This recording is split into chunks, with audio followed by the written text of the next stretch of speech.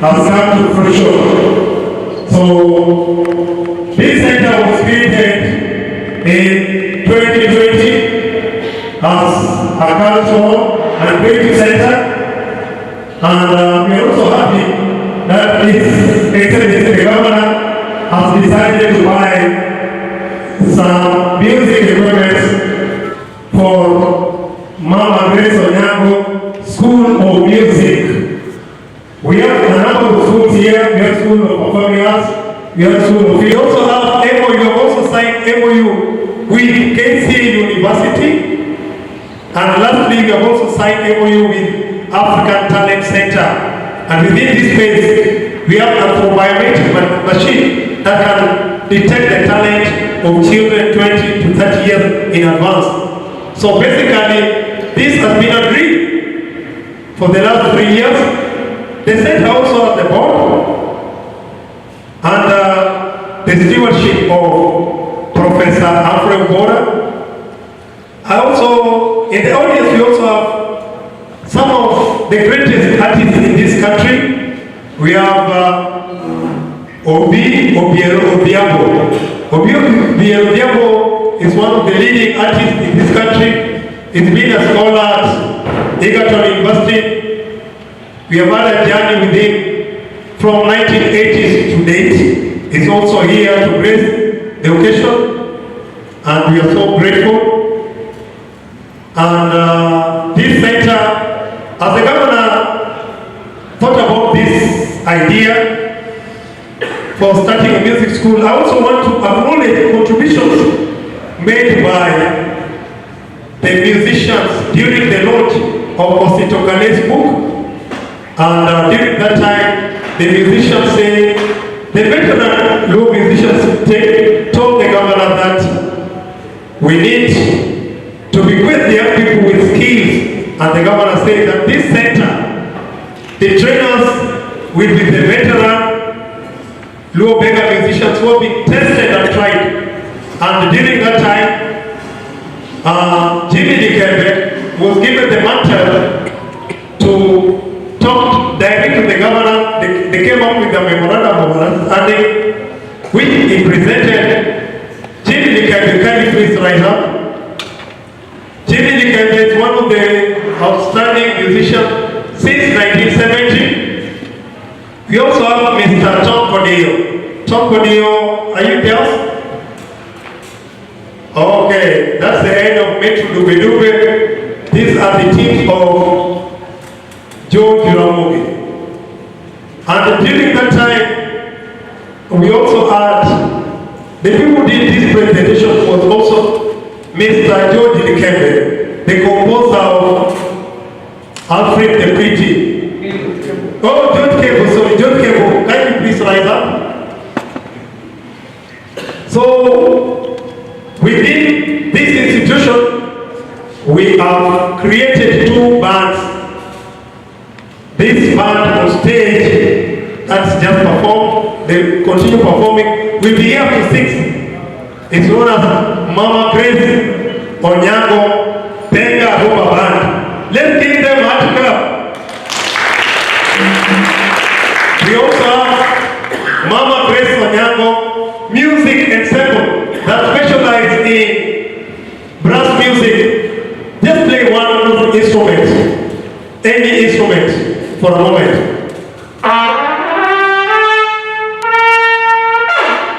Yeah, that is Mama Grace ONYANGO Music Ensemble that will also be training young people in terms of playing those instruments.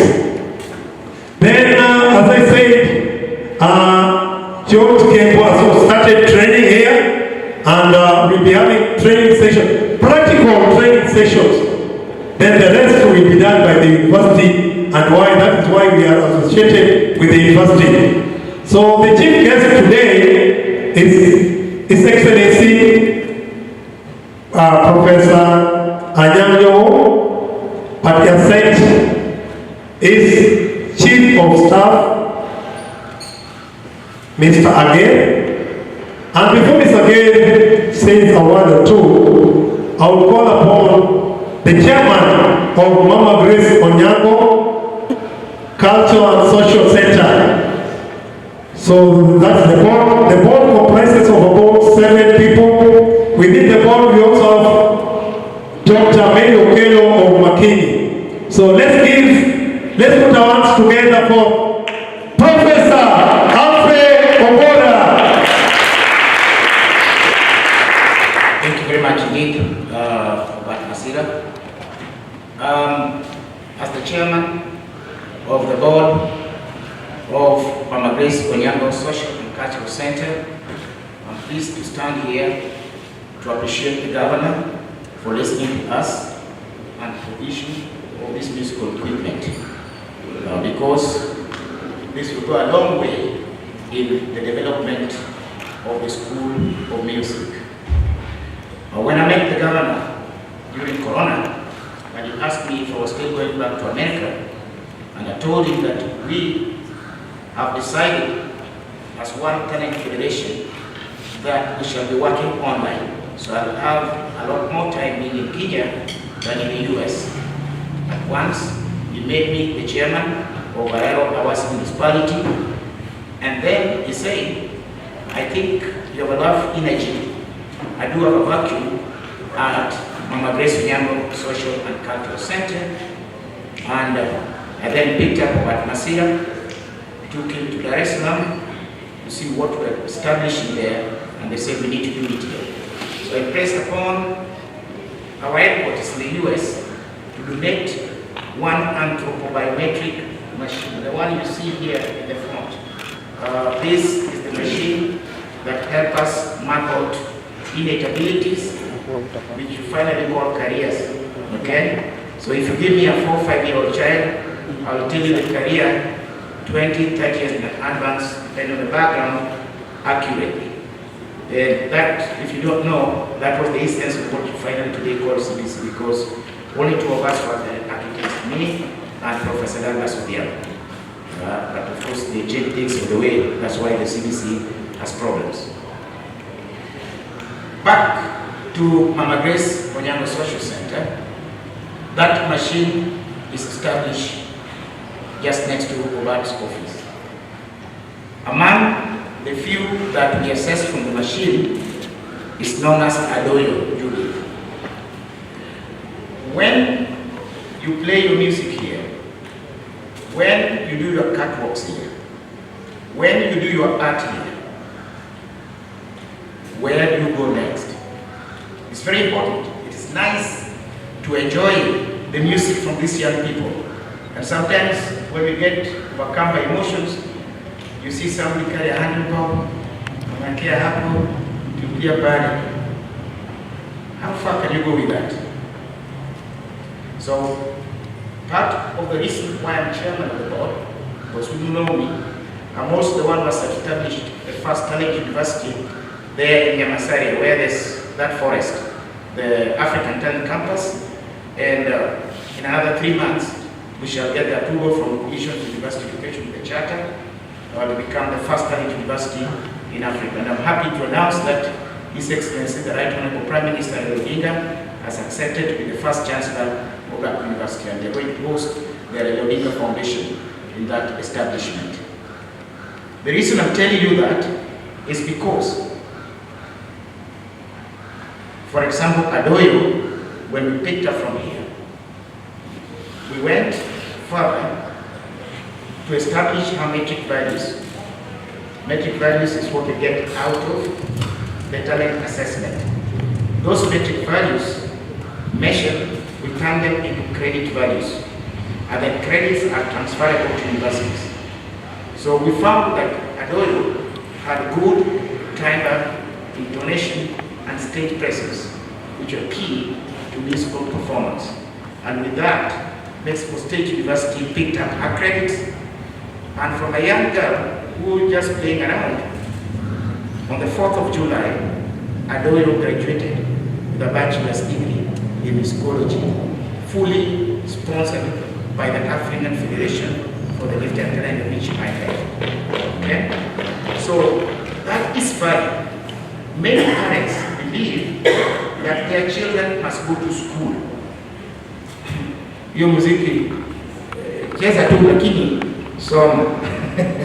They don't believe that the music you're playing is also learning. They don't believe that the art you're drawing is not much of education. They don't believe that catwalk is learning. They don't believe that dancing is a career. In this establishment, in collaboration with the university that I had there, whatever you do here is of value.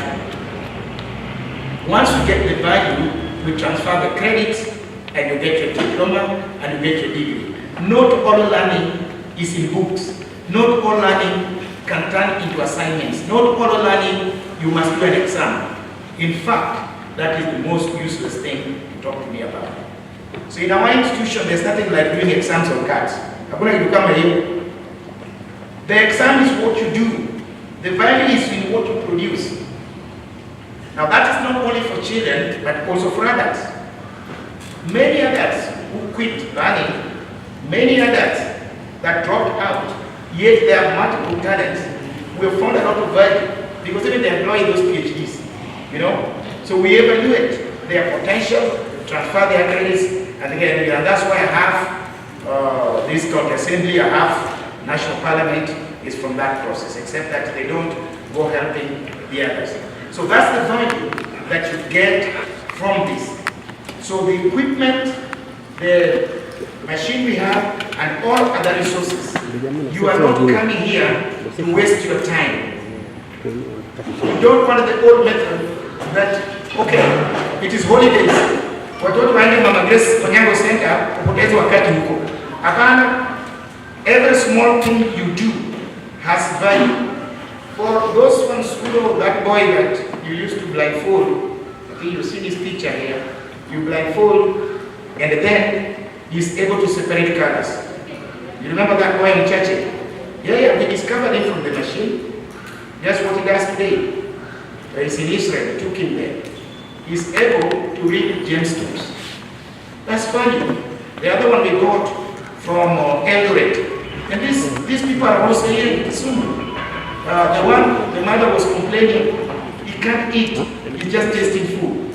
When we confirmed it's a wine coffee taster, and again, today, in about 15 minutes, you know, Kenya breweries, those ones, they blindfold, they taste wine, and then in 15 you leave your 1 million. Mutu ana taste tu, in 15 minutes, mita imeingia.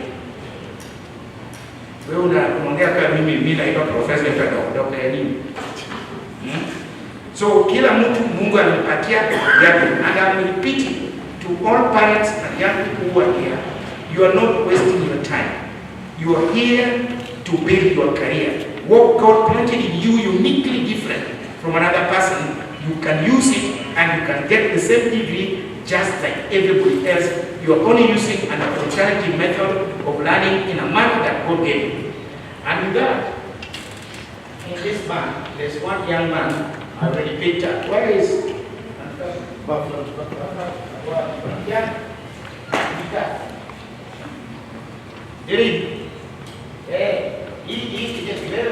the next away. So I have done the documentation in the US, and you're the next one to be fully sponsored by the federation. And continue the good job. You umesikia sauti yake? Umesikia sauti yake?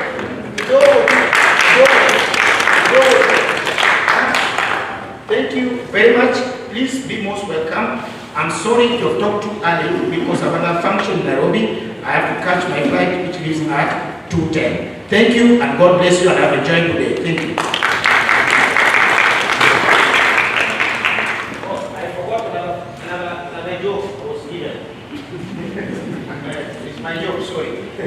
It's my job as chairman to welcome Mr. Gale, who is representing the governor because he was also strained for time. He's going for a funeral to come and deliver the governor's speech. Mpige makofi.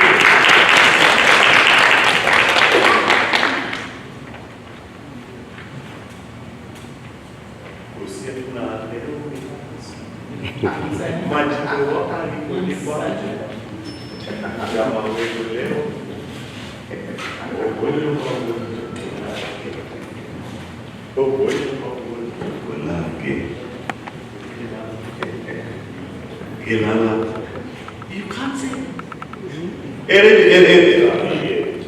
Look at it. Gini babu, gini wenyo. Osietna leo ninagesa majibo wapari kodi banjo jama wego leo minelena obonyo mawuot chokolagi. Now, before I brag that great teacher that was sung by this great team is my uncle, and Helena is my mother. And so I really feel so privileged when I see people like Nick and the great team here, because what you've done is massive. If Prof was here, he would be singing, Ladies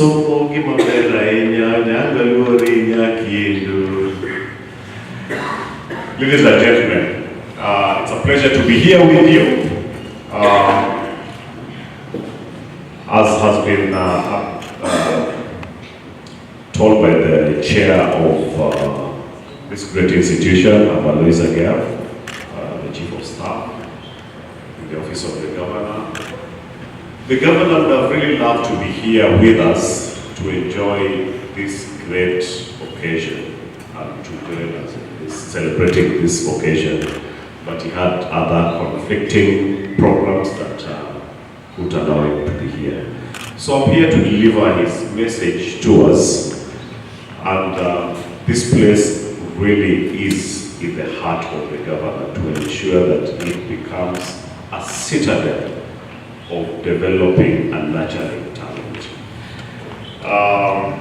So I will deliver the governor's message, which he asked me to bring here. Ladies and gentlemen, esteemed guests, members of Kisumu community, it is a great honor to stand before you today at the Mama Grace Onyango Cultural Center for Performing Arts and Theatre, a true gem in our beloved Kisumu.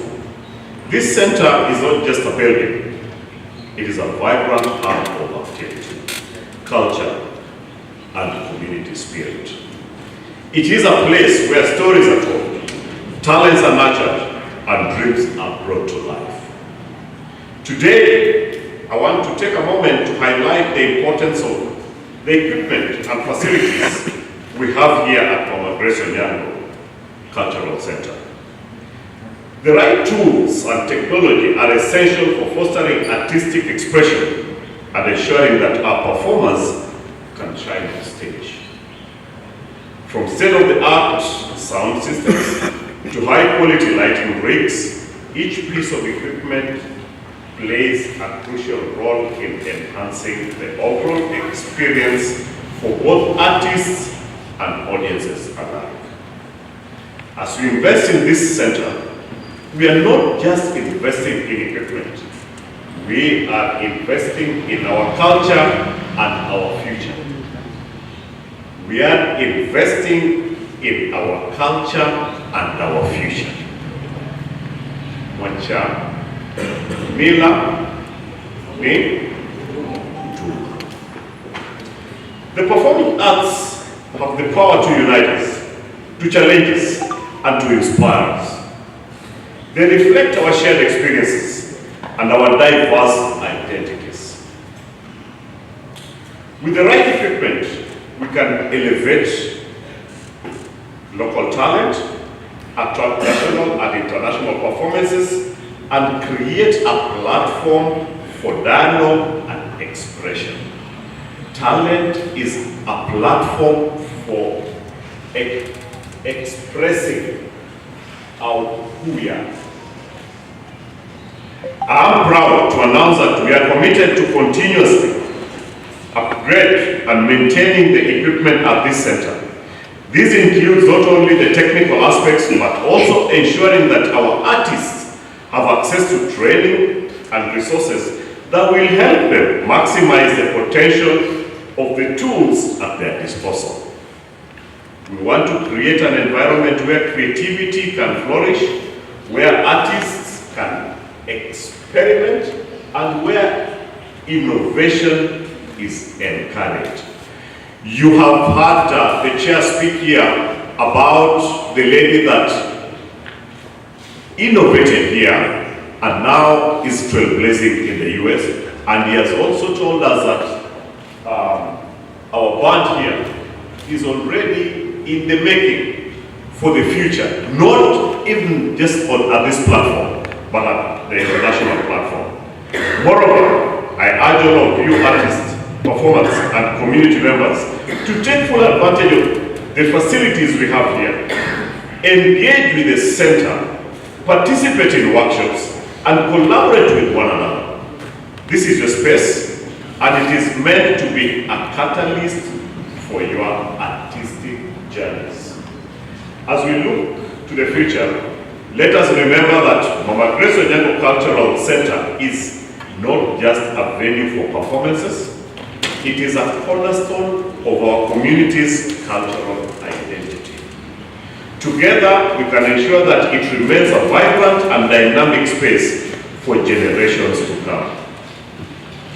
In closing, I want to express my gratitude to everyone who has worked tirelessly to make this center a reality.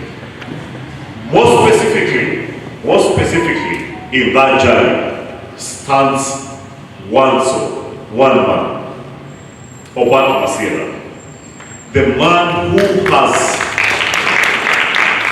put all his life, his energy. This man wakes and dreams this center. In my office, when I see OBAT's phone call, I know it's about Mama Grace Onyango.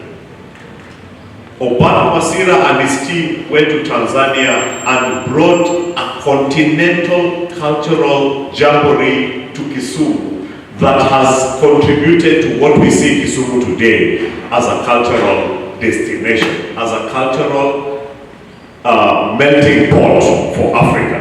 Thank you, Mr. OBAT MASIRA, for what you've done.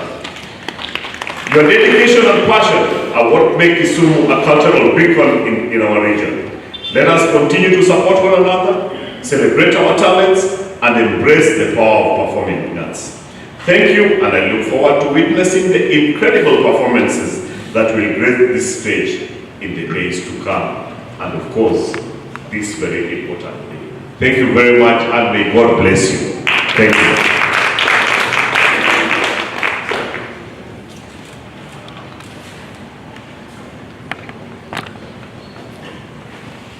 Let's give you a clap. So what he has said is a great reality. On this stage, there used to be somebody known as OF.MUSIC. During OF.MUSIC, we are trying to do what OF.MUSIC was doing here in the 60s.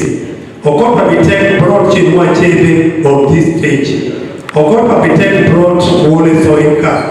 He brought Professor David Obadiri, Professor Ali Mazrui, all great people. Every week on Thursday, they were stimulating public lectures. Through OF.MUSIC, Kisumu became the cultural center of the cultural town of East and Central Africa. I also want to acknowledge the support that the governor has accorded us. As you said, we are invited to represent Kenya at the fourth World of African, at the fourth World of Black and African Festival of Arts and Culture Festa in Arusha City, and we performed and we brought Festa to Kisumu. And this year, Festa is moving to Accra in September, Ghana. And the governor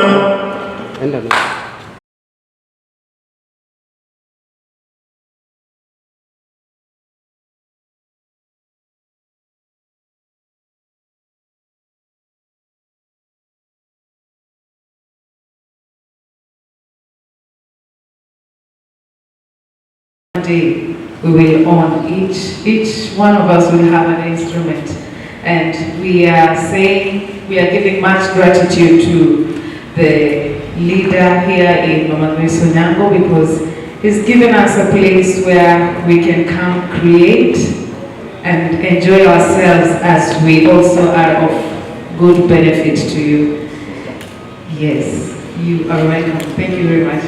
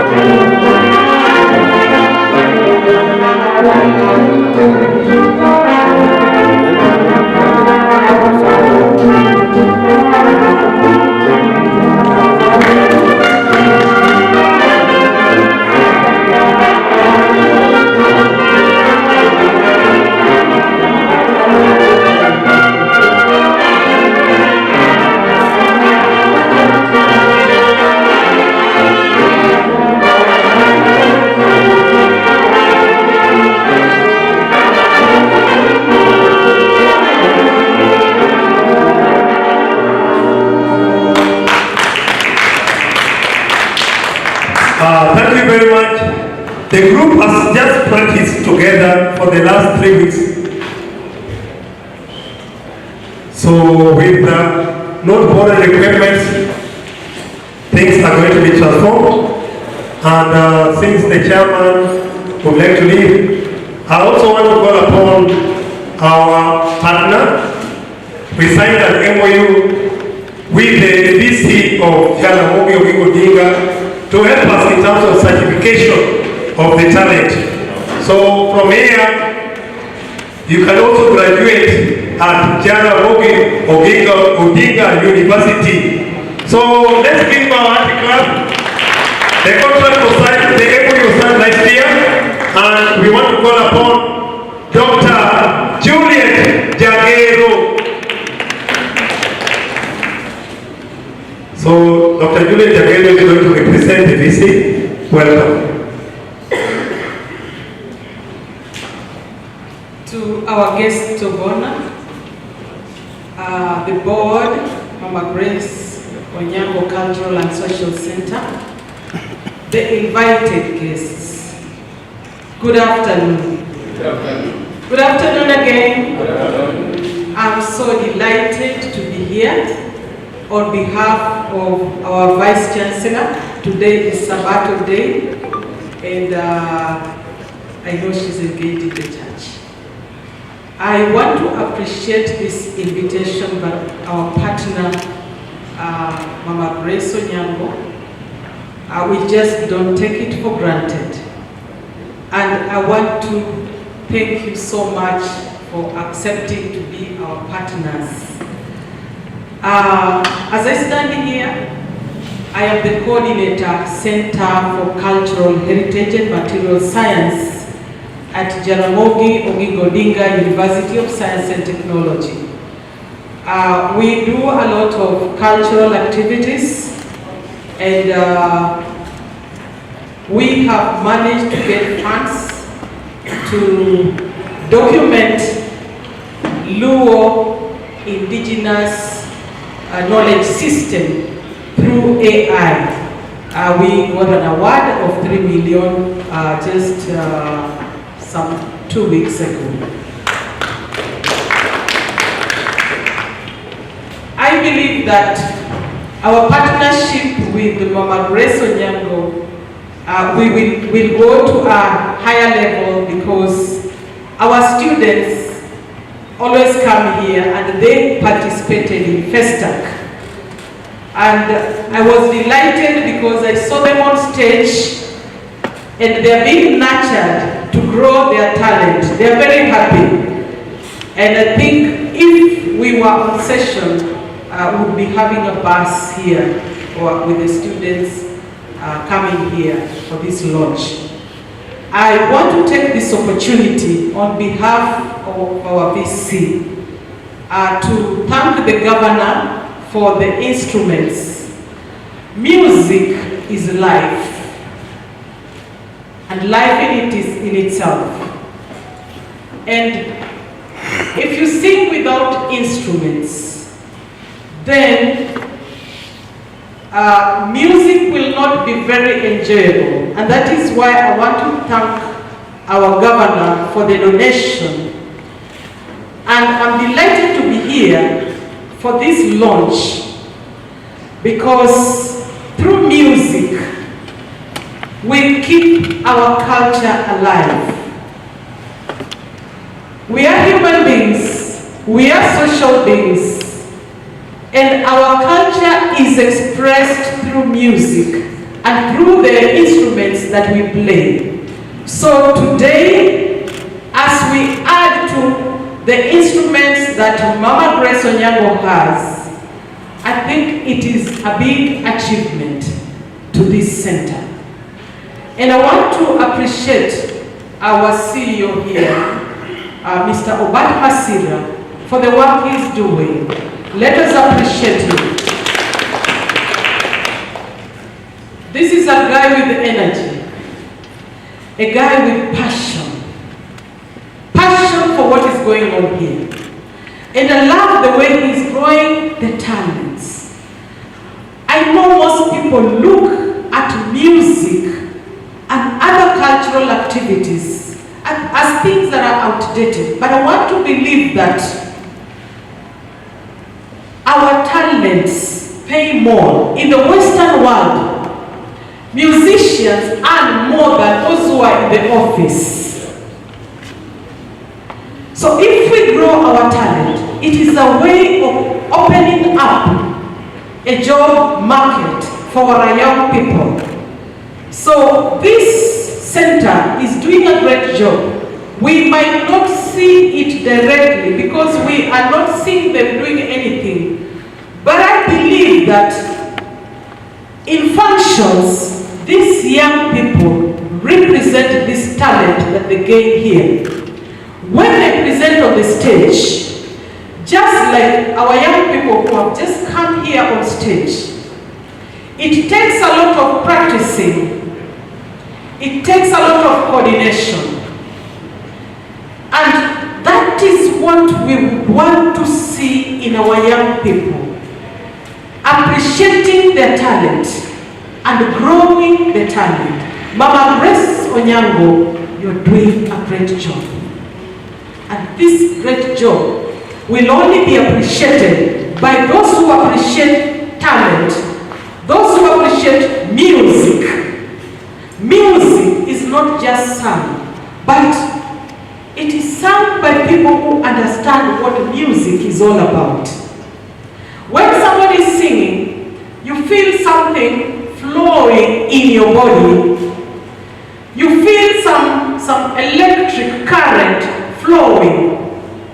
So it is not just music, it is a message. So I want to thank the governor for the instrument that he has donated today to make sure that what is happening in this center keeps on growing to a greater height. I want to thank the young people who are identifying themselves with this center.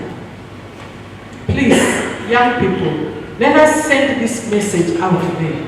Let them come here. Let them learn something from this center. Because we are going to be great people. We are going to do greater things if we learn our talents. Our talents pay more than anything else. You can be a doctor. You can be an engineer. But if you have talent, your talent will pay even more than what you are doing as a profession. So I want to take this opportunity to thank Mama Grace Onyango. Thank you for the great work that you're doing. May God bless you. May God carry you. I was not alerted that OBAT was going to ask me to say anything, and therefore, if what I say ends up being a bit confused, and uncoordinated, you can blame me. However, I want to say a couple of things which come to mind, and I'd like to warn you that the problem is that I am a teacher by profession, and when you ask a teacher to speak, the problem is they never lack anything to say.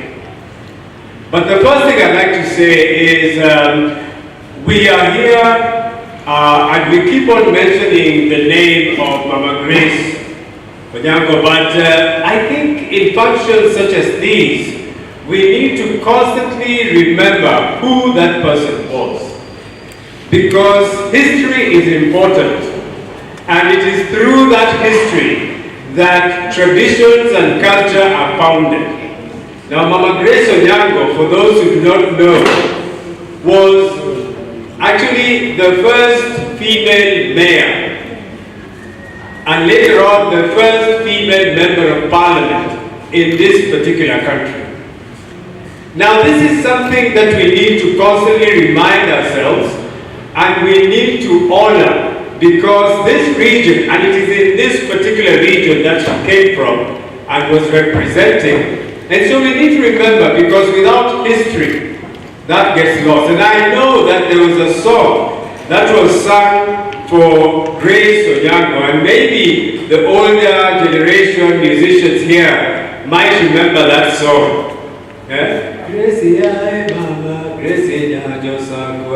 A song like that one. I don't know how many of you remember that song, the older ones. Now, that would have been a song that we play in this place every day as an anthem. It would be wonderful, because then it reminds us of who we are.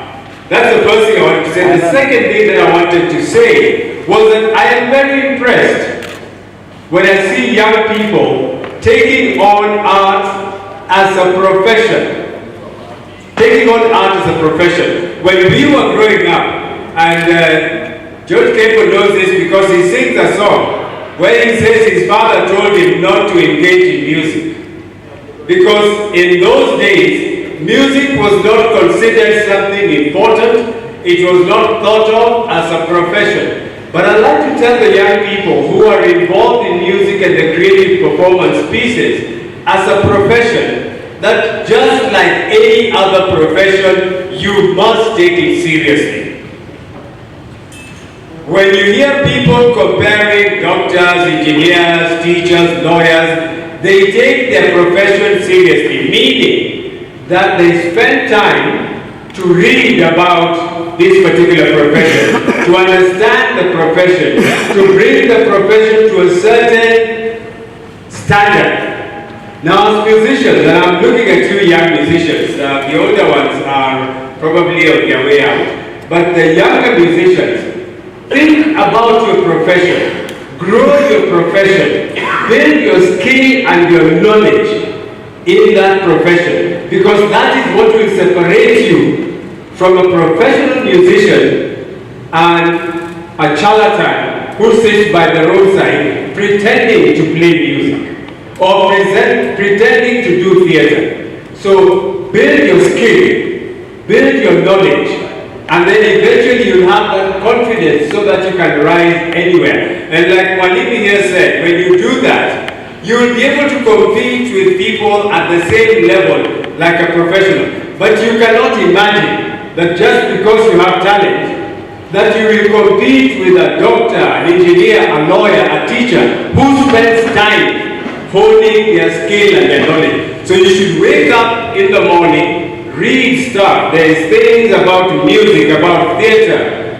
available online. Become an expert in your field, and then you will be respected. The last thing I want to say, and this is something that I say a lot of times, is that we tend to have, and I've heard it even from OF.MUSIC, we tend to have this impression that somebody should come from somewhere and facilitate the growth of our culture. Nobody facilitates the growth of anybody else's culture. When you see the French Cultural Center supporting the French Cultural Center, it is because it is promoting their culture, the French language, French theater, French this, that, and the other. When you see the Americans doing it, it is because of that same, the Germans, the Goethe Institute. Nobody will come from somewhere to help you support your own culture. We must think about supporting culture with a commercial mindset, as a business mindset. So when we sit back and we think somebody will come from Bolivia and give us money to promote our culture, why would they do that? They are not interested in your culture. You must invest in your own culture, and investing in it means putting money, and put your money where your mouth is. And so it means that when young people like these ones play, they should expect to be paid. When I used to perform a lot, Matt will remember this, we used to be told, just do this because we're giving you exposure. Now exposure, if you try and use exposure to pay rent, you will be very surprised. Or if you go to Kakwata and after eating drugs, you tell them, I will pay you by exposure. Utaosha vyombo. So young people, don't let anyone tell you that they are paying you by giving you exposure. You will not go to the hospital and the doctor treats you and you give them exposure, because you will tell your auntie that you are treated by Dr. whoever. So we must build our skill and our profession to the level that it has value. And the only way we can do that is to begin to think commercially about our art and what we present to the world. Hii maneno ya kuombaomba kila siku kwamba sisi ni wasanii, kwa hivyo tunataka watu watutambue. Manake kila mara unasikia wasanii wanasema kwamba wakati tulikuwa tukitumbuiza, watu walikuwa wanatupenda sana, na sasa tumefadhaika manake hatuna chochote. Maisha yamekuwa ya uchochole. It cannot work. We have to use our talent in a way that it pays our rent, it pays our food, it dresses us well, so that we also live like everybody else. I warned you that I could talk without stopping, but I will stop at this point. Thank you very much.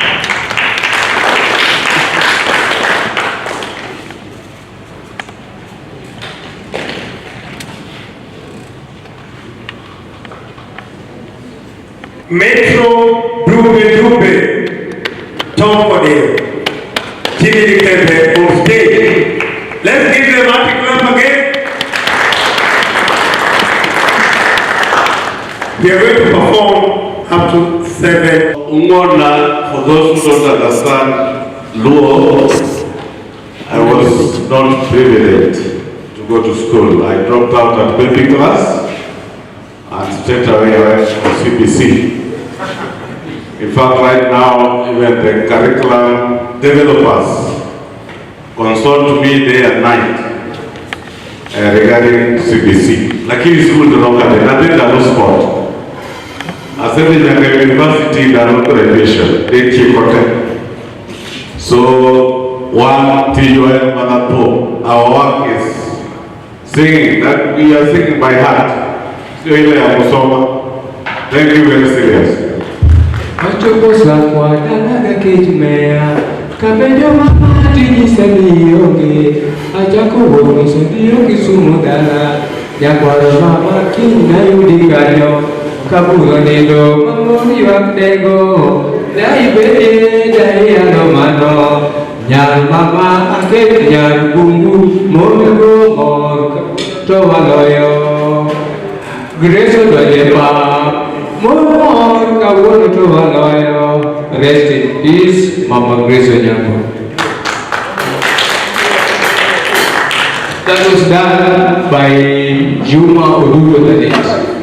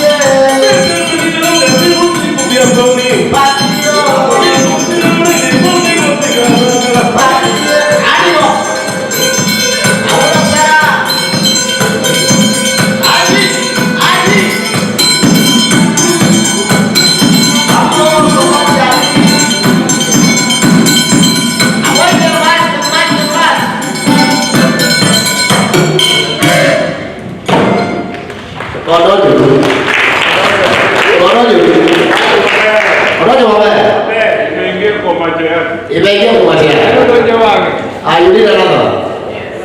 This is civil style. Okay, we just have to introduce ourselves officially, and it is in order. So this is the team, the latest team of Mutale that managed to come through the chairman, Mr. Max. We all came the way from Homa Bay. This generation, what they will do, maybe when we are all gone. Then besides, is also one of our artists. He can also play on this, he can also do the same. It's called Charles Nyongo. Nyongo is a trainer of music, who was once my student, right from grade 6 to grade 8, which is playing my heart.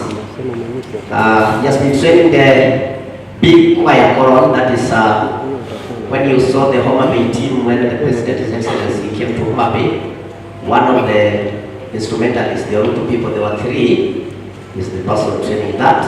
So I hope you are in the better vision to see such kind of personalities. Then I speaking is Mr. Joseph Onyambo Tenga. I'm a teacher by profession at the Hoy. for those who are in the line of teaching career. I'm teaching in a school called Maraka Comprehensive right in Tewa, Riana Division.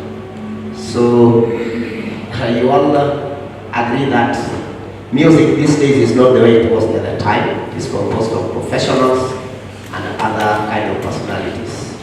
Otherwise, without taking much of your time, because we have a number of things to be done,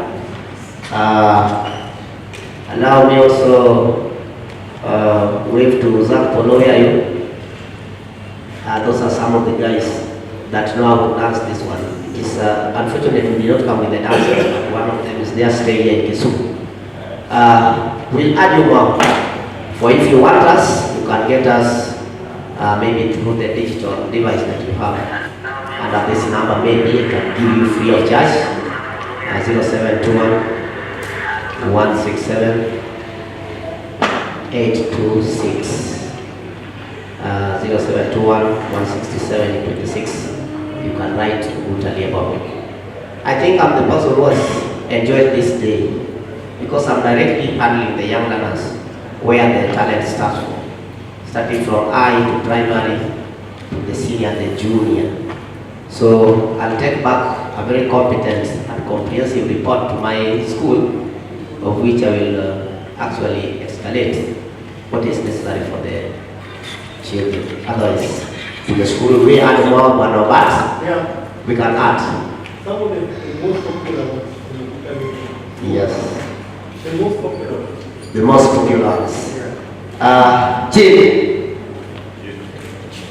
you come up with the most popular one. Yes.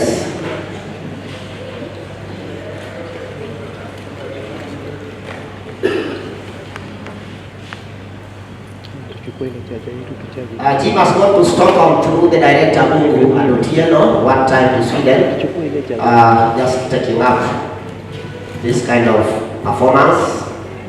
It was a cultural day also in the other states, and which we performed so well for 28 days in Sweden. So it's not just a band of these days, but a very competent band. Otherwise, the school Zaid, as they still make up the machines.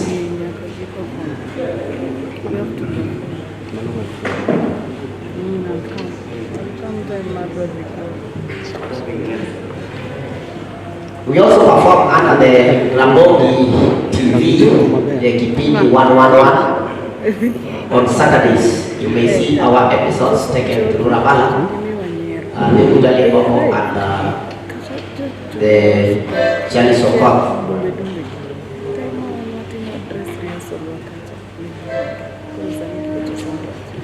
So good.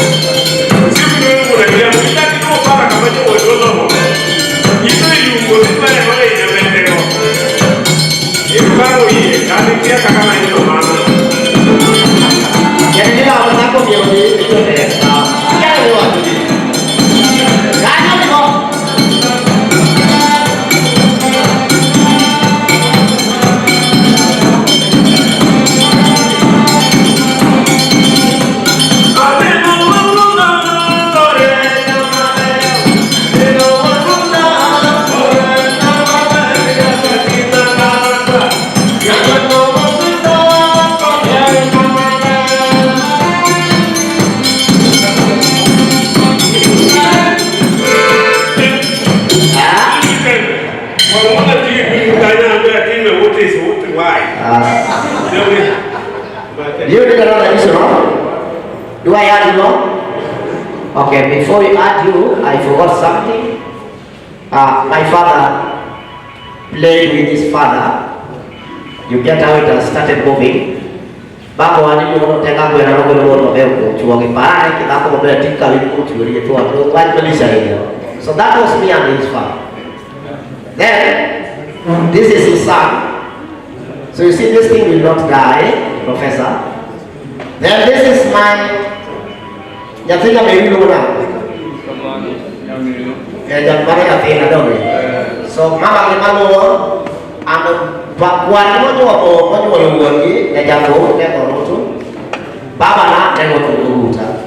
Itu korang mati apa sebelum dia time also, boleh bawa video ayat sian, malik maya berdosa. Kian ang video na, yes, kau kamano, mana ciaman, I don't know whether to add more or we give another display of the auditor section.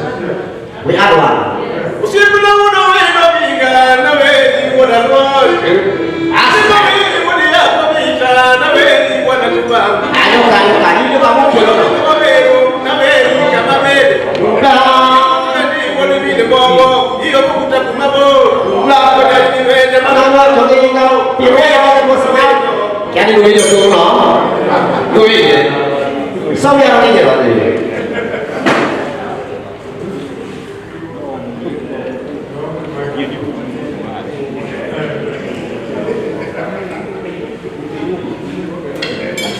Wait a minute. Wait a minute.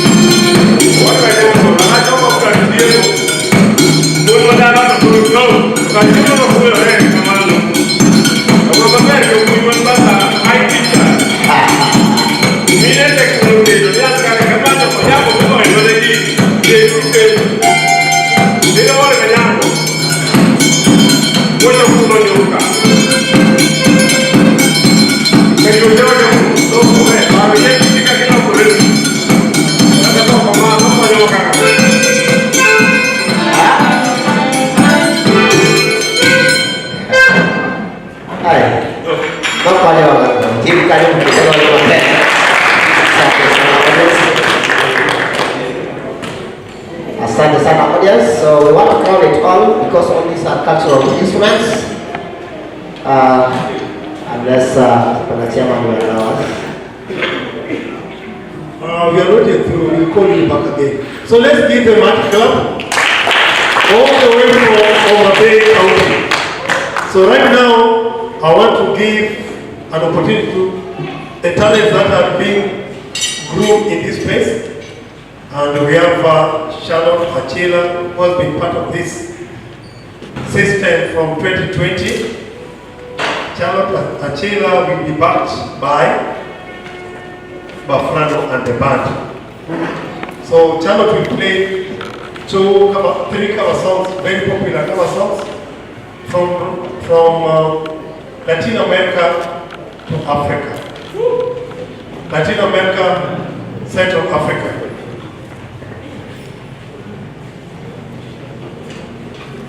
Afrano, we are waiting for you.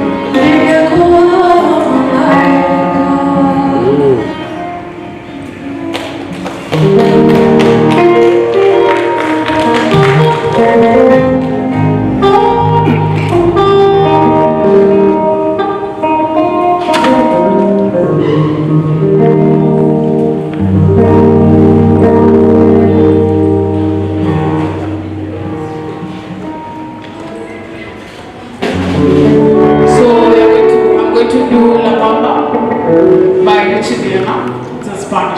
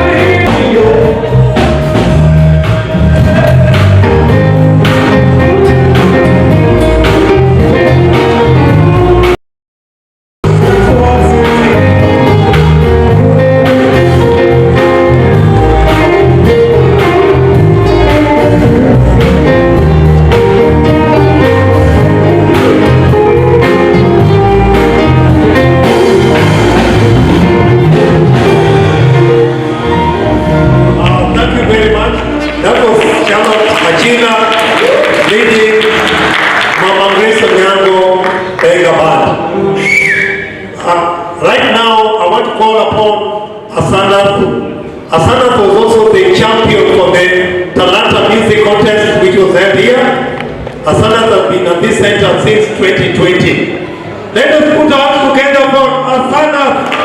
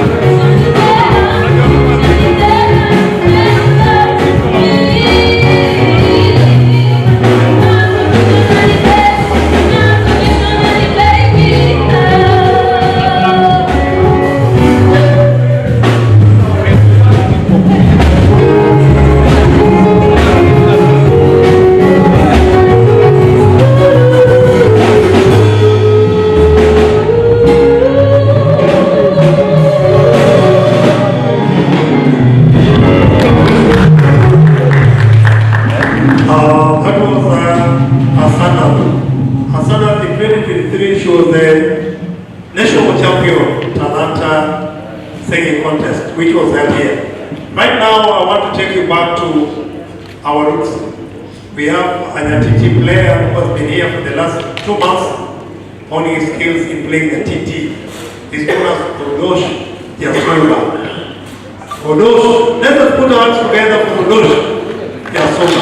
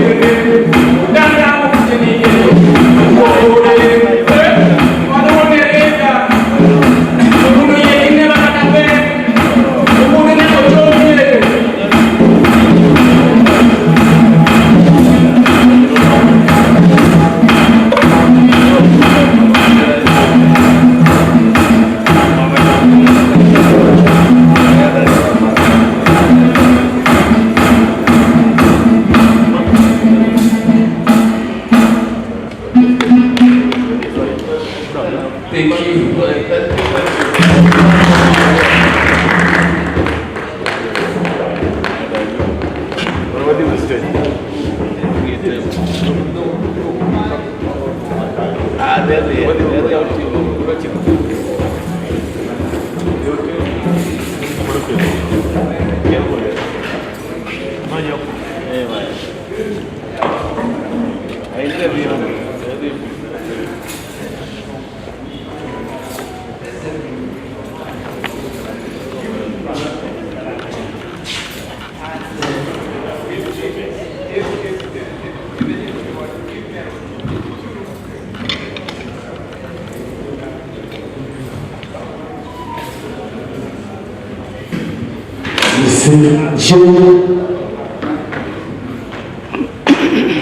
Yes, sir.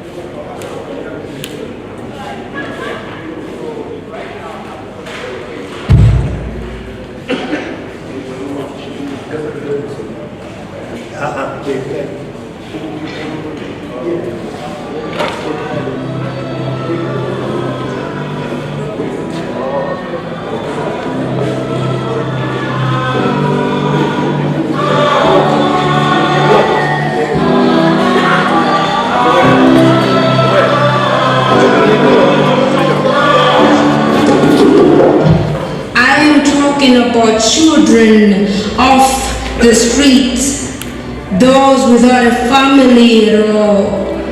They live without a home to call their own. They live without food in their belly to keep them strong for the days ahead. And when they do find food, it is from the garbage bin that has rotten. Wana is all they ask for. See, they wish they had a home to return to after a long day. They wish they had a decent meal at least once each day. They wish they had a mother, a father, a sister, a brother, or just a friend to talk to. You can change your world.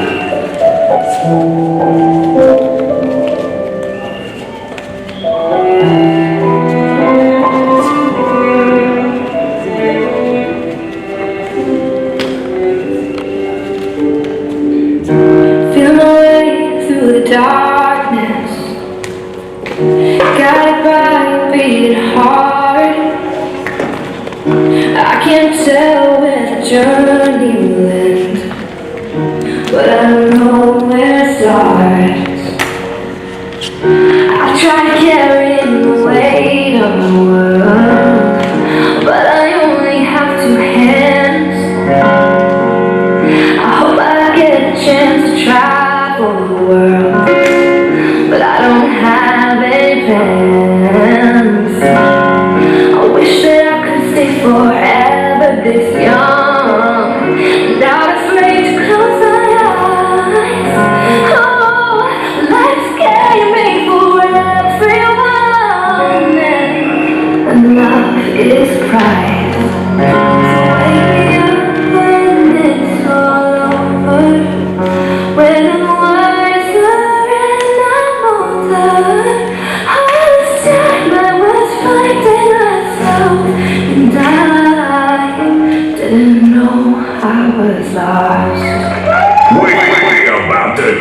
music.